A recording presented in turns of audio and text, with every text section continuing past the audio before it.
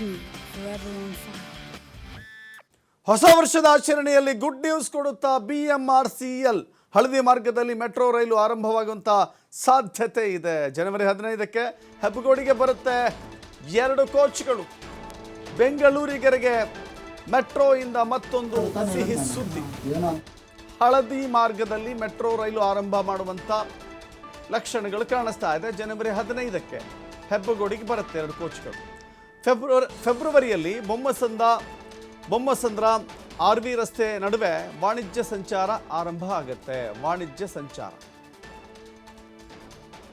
China ಮೂಲದ ಕಂಪನಿಯೊಂದು coach ನಿರ್ಮಾಣದ ಗುತ್ತಿಗೆಯನ್ನು ಪಡೆದುಕೊಂಡಿತ್ತು. Covid ಇದ್ದ ಕಾರಣ 2 ವರ್ಷ ಕೋಚ್ ನಿರ್ಮಾಣ ಕಾರ್ಯ ಸ್ಥಗಿತವಾಗಿತ್ತು. ಇದೀಗ ಉಳಿದ 2 ಕೋಚ್ಗಳು ಜನವರಿ 15ರೊಳಗಾಗಿ ಬರುವಂಥ ಸಾಧ್ಯತೆ ಇದೆ. ಈಗಾಗಲೇ 1 ಕೋಚ್ ಬಂದಿದೆ. ಒಟ್ಟು 3 ಕೋಚ್ನಿಂದ ವಾಣಿಜ್ಯ ಸಂಚಾರ ಶುರುವಾಗುತ್ತೆ. ಇದು ಬೆಂಗಳೂರಿಗರಿಗೆ ಬಹಳ ದೊಡ್ಡ ಸುದ್ದಿ. ಈಗಾಗಲೇ ಎರಡು ಮಾರ್ಗಗಳಲ್ಲಿ ಮೆಟ್ರೋ ರೈಲು ಸಂಚಾರ ಮಾಡ್ತಾ ಇದೆ.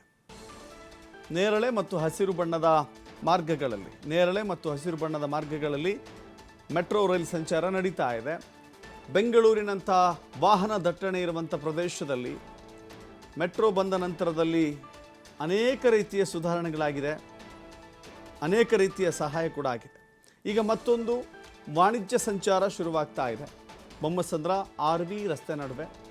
ಸೊ ಹೀಗಾಗಿ ಬೆಂಗಳೂರಿಗರು ಹಳದಿ ಮಾರ್ಗದ ಮೆಟ್ರೋಗಳನ್ನು ಕೂಡ ನೋಡಲಿಕ್ಕೆ ಸಿಗ್ತಾ ಇದೆ. ಅದು ಕೂಡ ಹೊಸ ವರ್ಷಕ್ಕೆ ಹೊಸ ಸುದ್ದಿ.